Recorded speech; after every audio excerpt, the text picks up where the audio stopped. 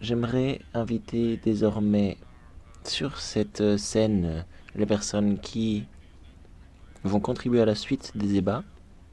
Alberto Arroyo Schnell, Robert Rochte. Est-ce que, je pense, nous rejoint également à l'écran Eske Verberg, Dirk Jacobs également. Messieurs et Jeske à l'écran. Et Eske, pardon, à l'écran.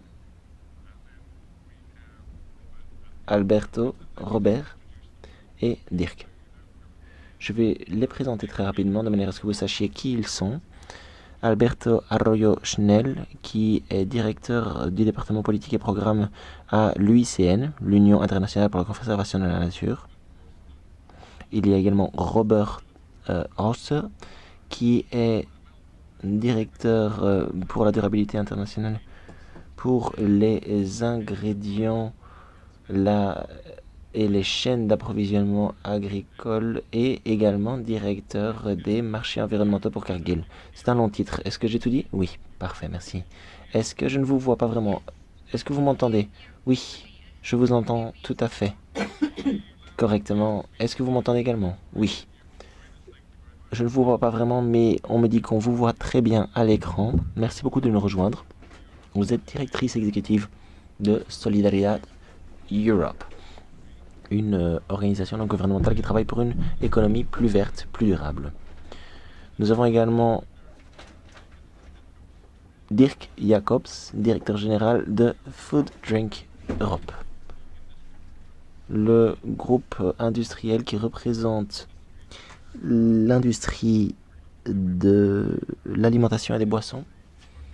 Et sur leur site internet, j'ai pu lire que Food Drink Europe souhaitait travailler à une planète plus verte, plus respectueuse de l'environnement. C'est généralement ce que l'on trouve sur les sites internet. Mettons ces belles paroles à l'épreuve. Merci beaucoup à l'ensemble d'entre vous de nous avoir rejoints.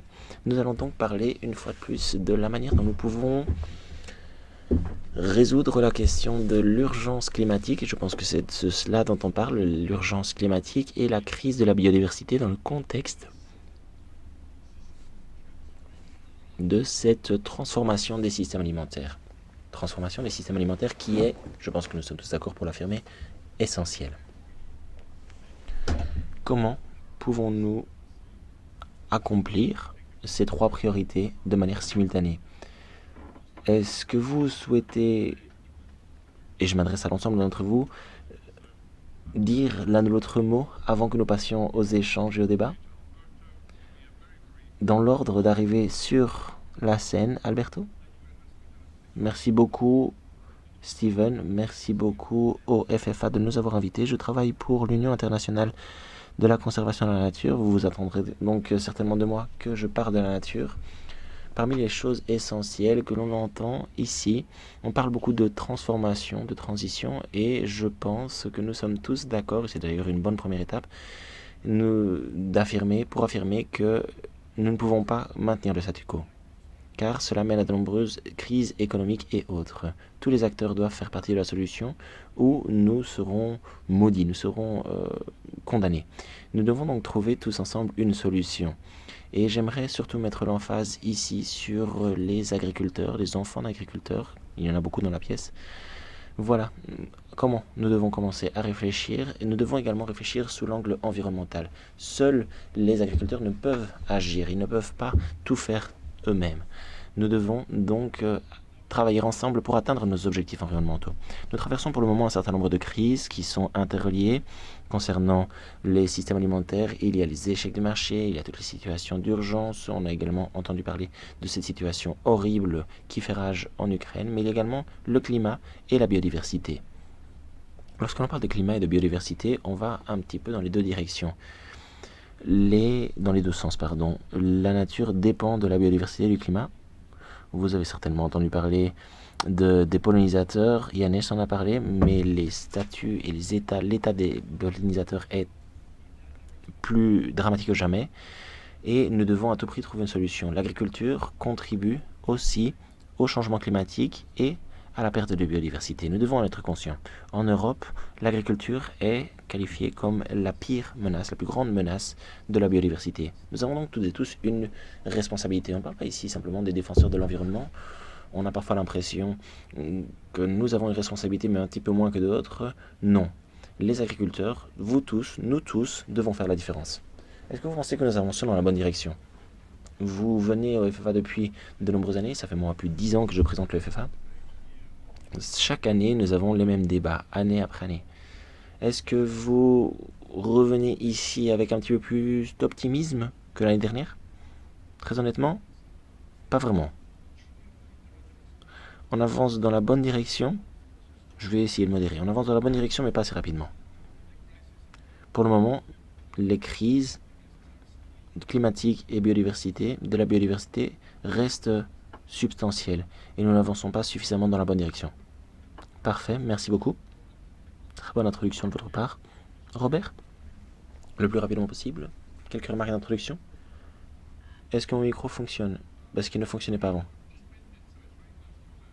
Est-ce que vous pouvez juste le courber un petit peu pour qu'il soit plus proche de votre bouche? Parfait. Merci, parce qu'il y avait un certain nombre de problèmes au début. La rapprocher de ma bouche, c'est ça?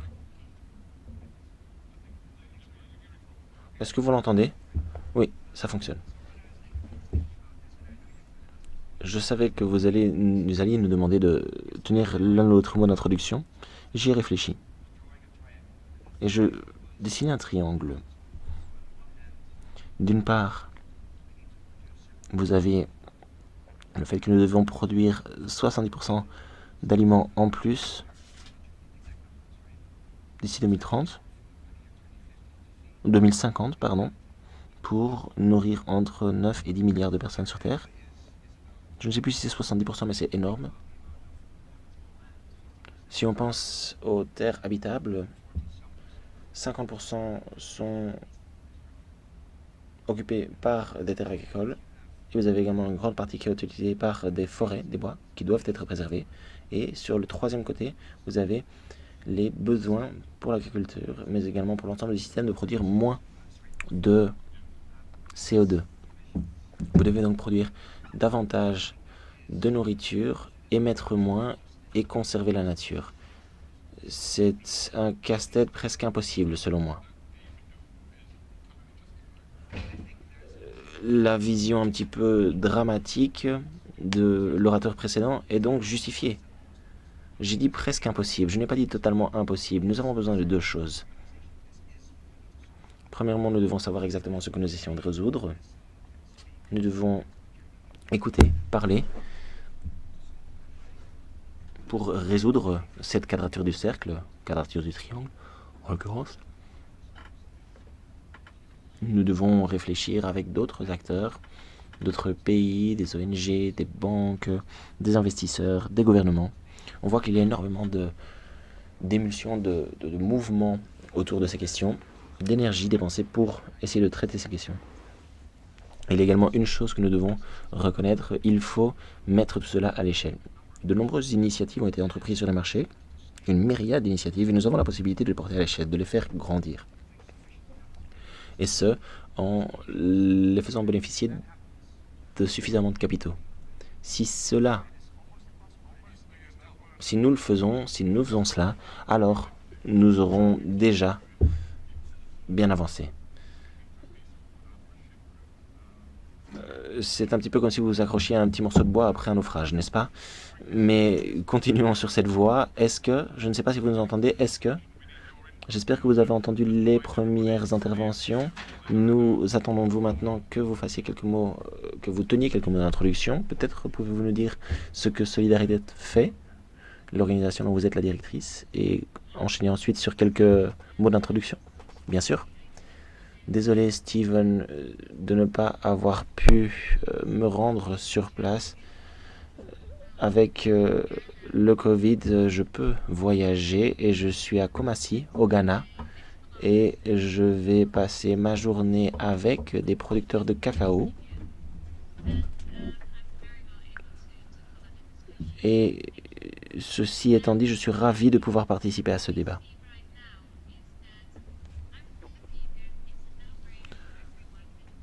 Je suis ravi d'entendre que personne n'affirme jusqu'ici que les agriculteurs doivent assumer l'entière responsabilité de cette transformation du système alimentaire. Les agriculteurs sont à la fois des victimes du changement climatique, je le constate ici au Ghana, des événements climatiques extrêmes, des sécheresses, des pénuries, des diminutions des récoltes, mais les agriculteurs sont également des auteurs, des acteurs. Je suis néerlandaise et je connais donc le milieu de l'agriculture aux Pays-Bas, notamment l'agriculture laitière, et on constate très souvent que les systèmes alimentaires contribuent à 34% des émissions de gaz à effet de serre dans le monde. Et 70% de ces émissions, de ces mêmes émissions, viennent directement de la Terre. Il faut donc mettre en place des solutions qui rendraient les pratiques agricoles faibles en émissions carbone. On peut penser notamment au tout ce qui est bio, à l'agroforesterie, aux engrais organiques, à la gestion des intrants. On a également, dans le cadre de Solidaridad, observé un certain nombre de projets pilotes. On travaille sur différentes chaînes de valeur, le café, le cacao, différentes commodités, produits commodités. On a pu constater notamment pour le café au Colombie que les pratiques agricoles peuvent être négatives en termes d'émissions carbone, c'est-à-dire absorber davantage qu'elles l'émettent. Il en va de même pour d'autres récoltes, le cacao, le thé, par exemple. Il est donc temps de changer de discours, de changer cet angle victime-auteur. Je pense que les agriculteurs devraient être des héros de l'agriculture et du climat. Il y a beaucoup de personnes qui rigolent ici dans la salle ou qui sourient.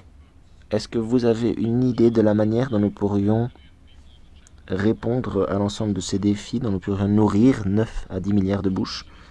Savoir comment les agriculteurs ne paieraient pas le coût de cette augmentation de la population? C'est là toute la question, Steven. Il y a énormément de potentiel. On peut stocker le carbone dans les sols agricoles, dans les arbres. Il y a énormément d'agriculteurs et Robert a déjà parlé de nombreux hectares de terres agricoles, mais nous devons maintenant continuer à payer. Les agriculteurs devraient donc lutter pour un changement des pratiques agricoles. Nous allons arriver à cette question un petit peu plus tard et à l'ordre des priorités. Merci beaucoup. Nous allons en tenir à ça pour le moment. Notre quatrième panéliste va également partager avec nous ces quelques mots d'introduction. Dirk, vous êtes directeur général de Food Drink Europe. Merci beaucoup. Merci aux organisateurs de m'inviter. Food Drink Europe est l'organisation qui représente l'industrie food bev en Europe. Nous représentons un grand nombre d'entreprises, 90% de ces entreprises étant des petites et moyennes entreprises. C'est très important de le souligner car un grand nombre de ces entreprises fait face à de nombreuses difficultés, surtout au moment même où je vous parle, alors que nous connaissons ce que nous appelons les 4 C des crises. Le conflit de l'Ukraine, le changement climatique, le Covid et les coûts. Les 4 C.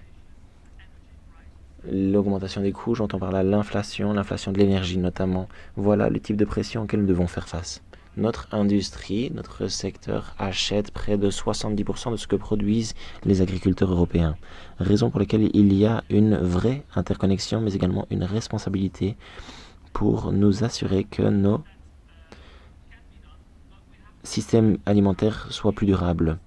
Nous pensons que cela est possible, mais d'ici 2030, nous devrons avoir diminué les émissions de gaz à effet de serre de 55%. Et pour cela, nous avons besoin d'une stabilité sur le marché, une stabilité au sein des entreprises, une stabilité au sein des relations des entreprises avec les agriculteurs. Il faut dérisquer la transition, il faut régler la question de la volatilité qui ne cessera d'augmenter et il faut également proposer des incitants aux agriculteurs. Il y a énormément de bonnes activités qui ont été mises en place au sein d'entreprises individuelles. Comme mes collègues l'ont dit, il faut que nous passions à l'échelle, trouver des matrices communes, trouver des échelles, des cadres communs, et c'est également à cela que les politiques doivent travailler. Nous devons également mettre en place de meilleures gouvernances. Lorsque nous nous réunissons, nous parlons parfois différentes langues et nous ne faisons pas le travail de peaufinage, le travail de... nous n'arrondissons pas suffisamment les angles pour nous entendre les uns les autres. Malheureusement, si nous n'arrivons pas à nous entendre les uns avec les autres entre secteurs, nous n'allons pas répondre à l'ensemble des défis et respecter les dates butoirs qui ont été fixées. Merci beaucoup pour ces quelques mots d'introduction. Quel est, selon vous, le rôle des agences réglementaires par rapport à un code de conduite volontaire? Il y a un code de conduite volontaire pour des pratiques entrepreneuriales dans le domaine de l'agricole responsable. Il y a également des lignes directrices, on ne sait pas si on doit les suivre ou si c'est obligatoire, mais le sentiment actuel est totalement différent. C'est un sentiment d'urgence. Certains ont l'impression que le code de conduite ne suffira pas. L'Union européenne va avoir besoin de bien plus, va devoir serrer la vis, demander davantage de transparence, de responsabilité et veiller également à une application de la loi. Est-ce que vous pensez que nous sommes arrivés à ce point-là?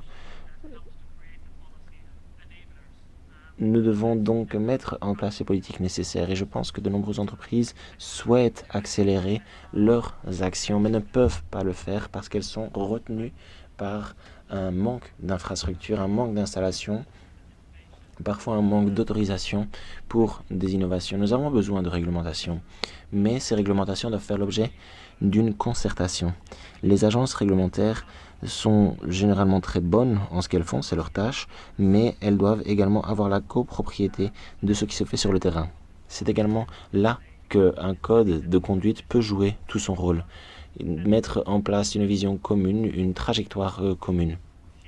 Et cela permettra également de refonder le discours, de refaçonner ce discours, pour que tout le monde se sente inclus. Ce ne sera pas facile, mais nous ressentirons une certaine fierté si nous aidons à progresser vers des systèmes alimentaires plus durables. Alberto, est-ce que cette question s'adresse à vous? Est-ce que nos agriculteurs sont vraiment mis au cœur de ce débat, de ces discussions, ou est-ce que vous avez l'impression qu'on attend d'eux qu'ils veuillent automatiquement changer leurs pratiques, mais qu'en réalité, ils ne sont pas suffisamment motivés? Les agriculteurs font énormément. Rappelons-nous-en. Cependant, il faut en faire encore davantage. Je vous ai dit, nous avançons dans la bonne direction. Mais nous n'allons pas assez vite. On parle de transformation. Ce que Père disait était très intéressant.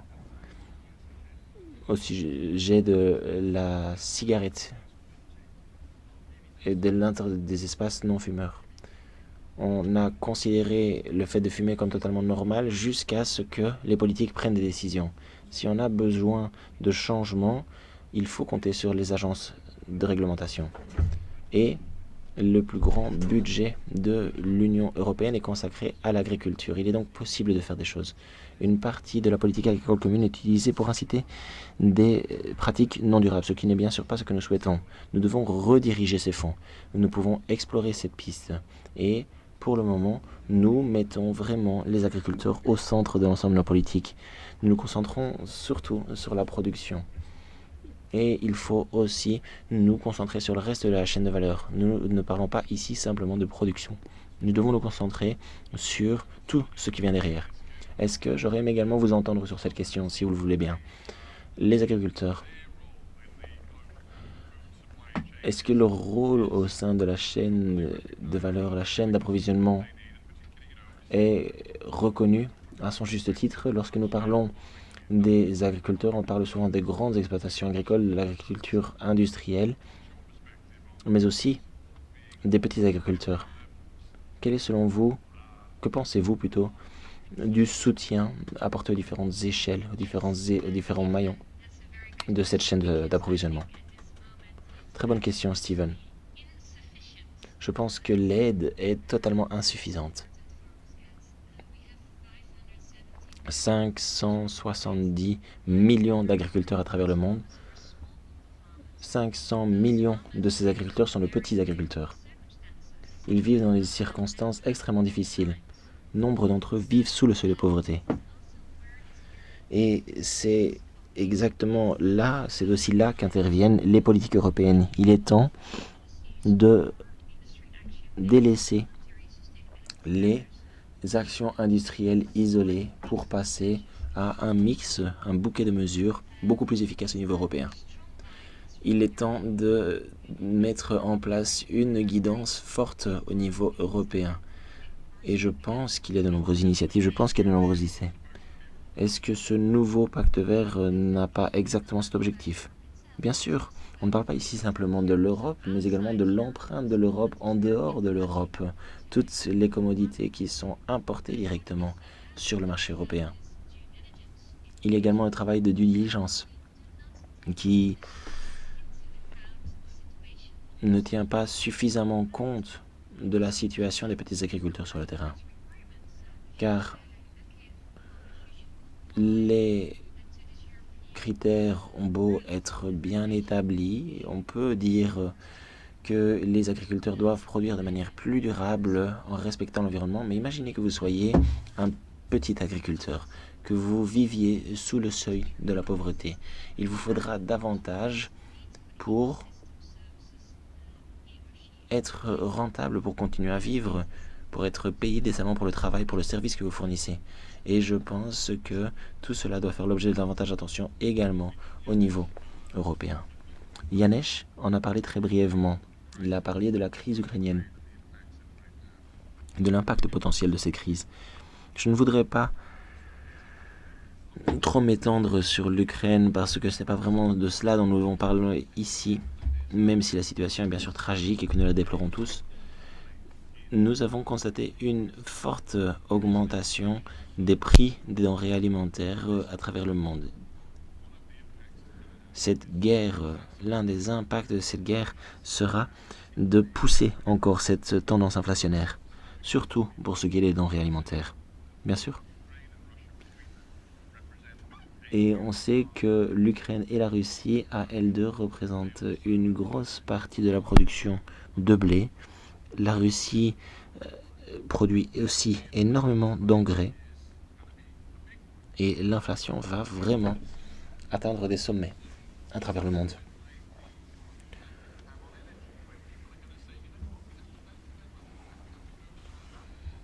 On pourrait un petit peu comparer ça à l'énergie, au discours qui tente à dire que nous devons réduire notre consommation énergétique, qu'il faut, et on constate maintenant qu'il faut relancer des puits dans la mer du Nord et qu'il faut recommencer à la fracturation hydraulique car il y aura moins d'énergie à disposition, moins de gaz disponible depuis la Russie. Est-ce que on peut également apposer ce discours à l'agriculture? La production est maximum pour des raisons court terme. Est-ce que vous entrevoyez toute une série de problèmes? Je pense que la question est très intéressante, mais tout aussi complexe. Ce n'est pas pour l'éluder, mais je pense que la réponse directe à votre question serait la suivante. Nous devons continuer à travailler dans le cadre des frontières que nous avons fixées. Nous devons protéger nos agriculteurs, nous devons augmenter la production.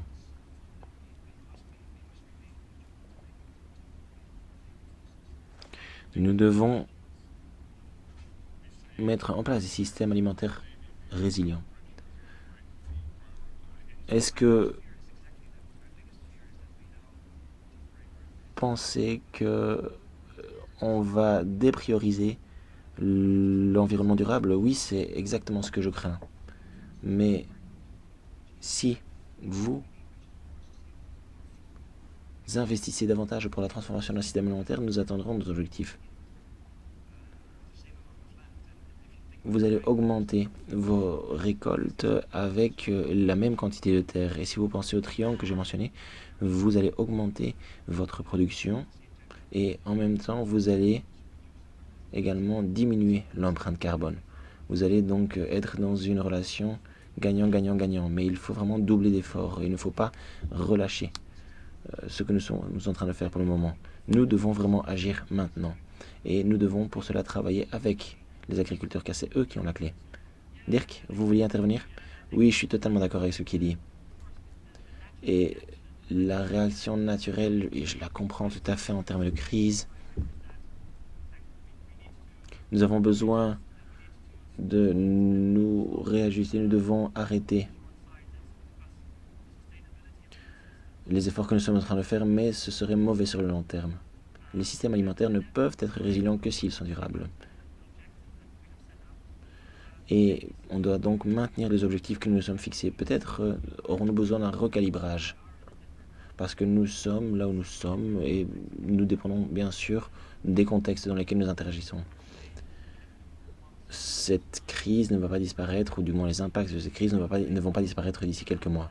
Nous allons donc devoir recalibrer certains détails de la stratégie Farm to Fork ou de notre pacte vert européen. Mais nous ne devons pas perdre de vue l'objectif final, ce que nous essayons vraiment d'atteindre.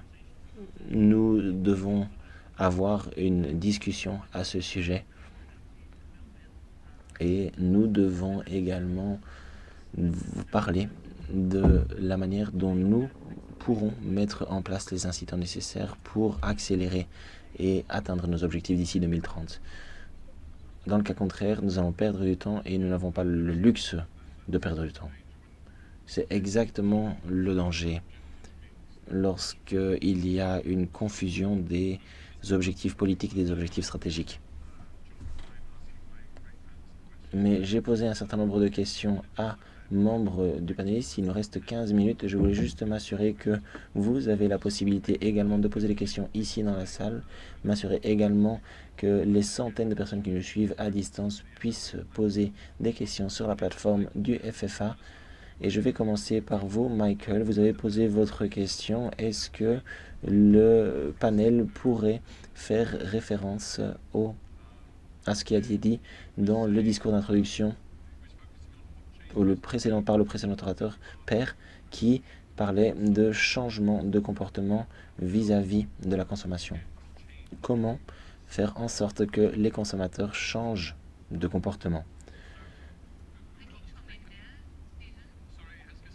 Est-ce que, excusez-moi, je peux prendre ces questions si vous le voulez. Merci. Je pense qu'il y a quelque chose de très important qui peut changer le comportement. Et ça, c'est l'argent. L'argent parle. Hein. Il faut des règles, des réglementations. Il faut respecter ce que l'on dit. Il faut commencer à payer les services, payer le bon prix pour les crédits carbone stockés par les agriculteurs. Ça, c'est le moteur le plus fort pour changer le comportement. L'argent doit venir de quelque part, mais il vient d'où? Des consommateurs qui doivent payer des prix plus élevés. Ça peut venir des consommateurs, mais il y a une distribution inégale dans la distribution, dans les chaînes de valeur de distribution. Je pense que tous les acteurs du marché devraient contribuer, les consommateurs, les compagnies du secteur privé. Qu'en pensent les consommateurs avec l'inflation qui dépasse des limites, l'augmentation des prix de l'alimentation? Vous dites aux consommateurs qu'ils doivent payer beaucoup plus pour leurs aliments, en plus de toutes les autres pressions émanant de l'inflation, parce qu'il faut donner plus de motivation aux agriculteurs de produire de manière plus environnementalement acceptable. Non, si vous regardez ce que reçoit un agriculteur des différents produits dans la chaîne de valeur. Ce n'est que 5 à 7% du prix que les consommateurs payent au supermarché. Si vous dites, bon, vous souhaiteriez récompenser les agriculteurs pour leur écosystème, il faudrait peut-être payer plus. Une partie serait payée par d'autres acteurs comme les détaillants. Il ne faudrait pas trop se préoccuper. En fait, il faut chercher d'autres acteurs. Oui, bien dit. Dirk, vous devez répondre à cela. Vous, avec vos marges de rentabilité. Bon, ça, c'est peut-être une exagération, dirais-je. Je ne sais pas. Lorsque l'on compare comment vous prenez des récompenses de la chaîne alimentaire comparé aux petits exploitants, je ne pense pas que ce soit injuste. Je pense qu'il y a beaucoup de pression coût tout au long de la chaîne qui commence par les petits exploitants jusqu'au bout. Et nous, au milieu de la chaîne, nous sommes légalement affectés. Mais vous vouliez me parler l'élément petit détaillant, mais vous représentez aussi les géants, mais avec des profits énormes. Oui, mais c'est dur pour eux aussi, si vous pouvez l'imaginer. Les pressions auxquelles nous sommes confrontés aujourd'hui sont sans précédent. Et il y a une façon, il faut faire face à cette pression. D'une part, il faut voir comment nous pouvons travailler ensemble pour que notre rendement augmente au niveau de la ferme. Comment est-ce qu'on peut aider les agriculteurs à réduire les coûts en mettant en œuvre des pratiques de régénération, les contrats à long terme meilleurs pour donner cette stabilité, pour supprimer les risques de cette transition et aussi réduire les coûts, faire descendre les coûts, travailler de manière plus circulaire pour faire baisser les coûts. Et puis, bien sûr, si vous voulez tenir compte des autres éléments, le climat, la santé, l'environnement, il y a inévitablement une partie qui doit être transmise au niveau du consommateur. Nous dépensons beaucoup d'argent sur les iPhones, la technologie, mais nous devrions peut-être collectivement, je dis oui, les citoyens devraient commencer à dire est-ce que pour nous la nourriture est valable ou pas. Sinon, il faut que cela ait le bon prix. Oui, c'est un point intéressant. Je ne sais pas si je pense que puisque l'alimentation est importante, ils sont prêts à payer beaucoup plus. Mais vous suggérez que ce sera peut-être inévitable. Et puis, oui, vous avez levé la main. Oui, restez comme ça. Je reviens sur vous. Ce que je disais avant, c'est assez important. Bon, je suis d'accord. Il y a déjà plusieurs possibilités qui peuvent être mieux utilisées. Aussi, 80% des paiements directs vont à 20% des exploitants. Cela concerne l'ampleur de la ferme. Mais qu'est-ce que nous voulons faire? Il faut savoir. Il faut peut-être changer pour l'avenir. C'est très important de ne pas oublier que les régimes de santé sont très semblables aux régimes durables. Donc, ce sera très utile. Oui, mais la question pérenne est comment convaincre les gens à accepter le régime sain.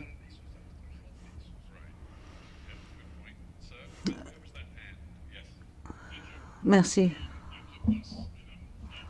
Je suis dans l'agence d'environnement européenne. J'étais avec Iséane avant. C'est là pour ça que je reviens. Je vois tous les acteurs sur la scène qui discutent de ces questions très importantes avec la communauté agricole. C'est très bien. La question concerne le souci qui va payer quoi, où et comment. Pourquoi pas envisager l'efficacité globale ou les déchets alimentaires? Il y a énormément de déchets alimentaires qu'on pourrait éviter, qui seraient au bénéfice du producteur et au consommateur.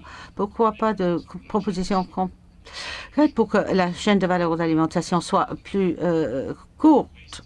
Il y a beaucoup de déchets qu'on pourrait éviter, qui pourrait bénéficier la biodiversité et l'agriculteur. Pourquoi ne pas discuter de cela? C'est peut-être pas la partie la plus sexy de ce débat, mais c'est très important. Et cela, c'est là depuis des années, mais personne n'a vraiment répondu. D'abord, je pense qu'il est très difficile de comprendre l'ampleur des déchets alimentaires. Vous avez un pourcentage, une idée? J'ai entendu entre 15 et 25%. C'est choquant. C'est une situation ridicule.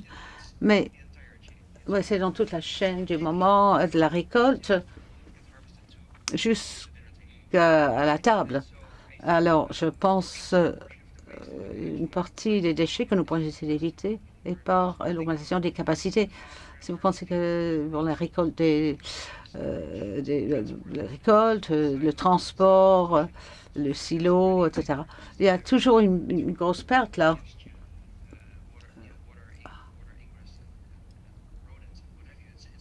C'est très basique. L'investissement donc dans les infrastructures serait très très utile. De l'autre côté, je pense que l'éducation des consommateurs, oui, là, ce serait utile. Personne ne serait en désaccord. Il faut éliminer ces déchets, mais pendant des années, le débat continue et cela ne se passe pas. Comment? Est-ce que nous n'apprenons rien à propos de ce qui marche, ce qui ne marche pas pour réduire ces déchets? C'est vraiment inefficace à tous les niveaux et très négatif pour la planète. Oh, et l'argent parle, on avait dit. Ajouter des taxes, imposer des taxes. Aussi, peut-être, j'aimerais ajouter que c'est pas si simple. La plupart des déchets, c'est au début de la chaîne d'approvisionnement. C'est aussi une question de logistique, de disponibilité, des systèmes de refroidissement, disponibilité de toutes sortes de choses. De la récolte, de prendre les fruits, les mangues des arbres, etc. Donc, ce n'est pas une solution très facile de dire, bon, nous avons réglé le problème des déchets au début de la chaîne d'approvisionnement, car on a besoin d'électricité dans des zones éloignées. Il faut une bonne infrastructure pour pouvoir transporter ces légumes, ces fruits au marché. Oui. On devrait porter attention à cette question, soulevée à juste titre par la question, mais ce n'est pas simple. Beaucoup de questions. Vous avez le micro, voilà. Merci beaucoup. Je suis de l'Institut pour la politique de l'environnement. Je voulais aussi revenir sur la question des marchés, des prix, la situation actuelle, qui est aussi une situation à plus long terme, si vous voulez. Nous avons parlé de l'augmentation des approvisionnements. Beaucoup de personnes en parlent. Mais bien sûr, nous savons qu'en Europe et de par le monde, cela implique un coût environnemental énorme. L'autre façon, l'autre impact sur les prix côté de la demande, nous avons parlé de ça du côté énergie, mais du côté alimentation aussi. Il y a beaucoup de pression et de demande pour les produits de base agricoles, les biocarburants, la demande de nourriture pour animaux. La plupart de la terre est utilisée pour les animaux, plutôt pour les consommateurs. Donc, des mesures du côté demande pour éviter d'augmenter les coûts à l'environnement. Et la question de l'engrais, des engrais, que les agriculteurs vont utiliser moins d'engrais. C'est ce que l'on voulait faire de toute façon. Alors, est-ce que ce n'est pas le bon moment d'avoir des politiques et des différents fonds pour aider les agriculteurs à utiliser des nutriments de manière plus efficace pour pouvoir suivre cette trajectoire? Oui, avec l'accent sur le côté demande. Vous avez tous l'air d'incliner du chef. Oui, pour moi, il y a un cadre de la Commission concernant les déchets alimentaires, les préférences du consommateur. Ce ne sera pas parfait, mais c'est une façon de commencer à aller du côté des producteurs du niveau européen. C'est intéressant, nous parlons de toutes les ramifications différentes de la guerre en Ukraine. D'abord, l'augmentation des prix des engrais, c'est peut-être pas une mauvaise chose. Les agriculteurs seront encouragés à trouver des moyens différents de maximiser la performance sans utiliser de plus en plus d'engrais. Ce sera peut-être bien, mais qu'en est-il des autres façons pour changer le côté demande? Par exemple, la discussion constante, comment encourager les consommateurs à manger moins de viande. Comment faire?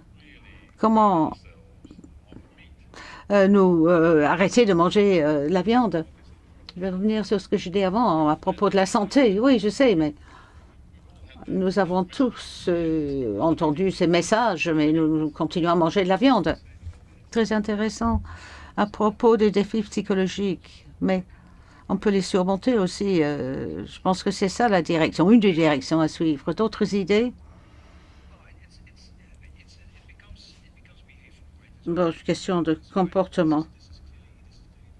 C'est ça qu'on a souligné avant. Je pense qu'en dernière analyse, si vous suivez le raisonnement que nous suivons à propos des prix, c'est-à-dire le bon prix pour l'alimentation, c'est peut-être une motivation pour diriger la demande, suivre l'argent, les principes économiques. Cela pourrait marcher aussi. Nous avons peut-être une question, Carsten Meyer. Vous avez déjà parlé de la viande.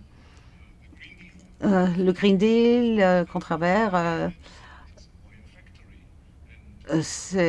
vous avez déjà parlé du contexte, la discussion d'un régime équilibré. Est-ce qu'il ne faudrait pas une augmentation équilibrée? Nous avons 50% des émissions sont naturelles, mais il s'agit de 80% d'énergie pour le transport. Ce dont nous sommes responsables et ce que nous représentons, c'est le reste, le code de conduite faisait partie. Quelles seraient les étapes suivantes?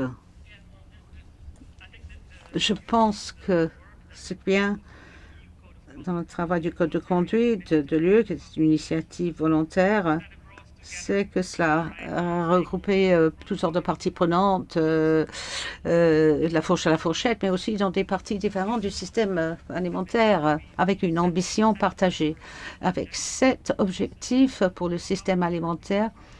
Comment est-ce que l'Europe, dans la chaîne alimentaire, devrait... qu'est-ce qu'on devrait faire pour la transformation pour 2030? Le processus a été intéressant, car c'était vraiment la première fois que les acteurs européens se sont rencontrés pour formuler ce sur quoi ils étaient d'accord et ce sur quoi ils n'étaient pas d'accord. Et 99% de ce que nous avons discuté était accepté par ceux qui ont participé aussi avec la Commission européenne, l'OCDE, etc.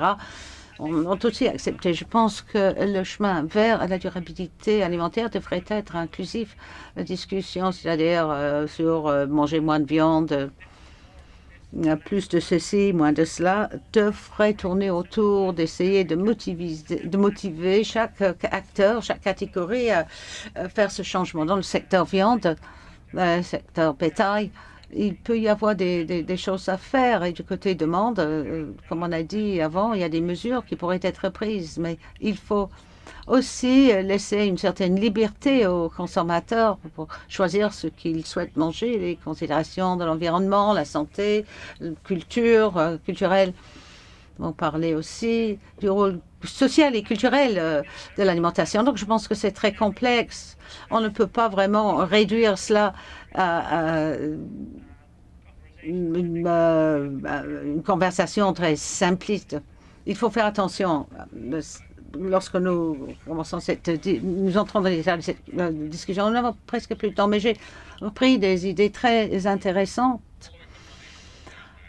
Suivre l'argent est toujours important. L'argent est la clé à beaucoup de choses, mais vous avez suggéré que les codes de conduite peuvent être importants. Père a parlé d'indications de la psychologie du comportement et de comprendre ce qui ne marche pas. Ce n'est pas toujours juste une question de réglementation, de loi, de règles. C'est beaucoup plus sophistiqué que cela. Donc, j'ai noté beaucoup de fils différents de cette conversation. C'est moi qui dis que bon, la lumière rouge nous montre que nous n'avons plus le temps pour ces discussions. Dommage, nous n'avions pas France Timmermans, mais comme vous le savez, il y a le Covid, donc ce n'était pas possible. Donc, je pense que nous avons eu une ouverture très intéressante. Je remercie Alberto Robert. Est-ce que à l'écran, vous êtes toujours là? Est-ce que merci beaucoup pour votre contribution, Doug? Merci. Mesdames et messieurs, merci beaucoup pour votre patience et vos questions.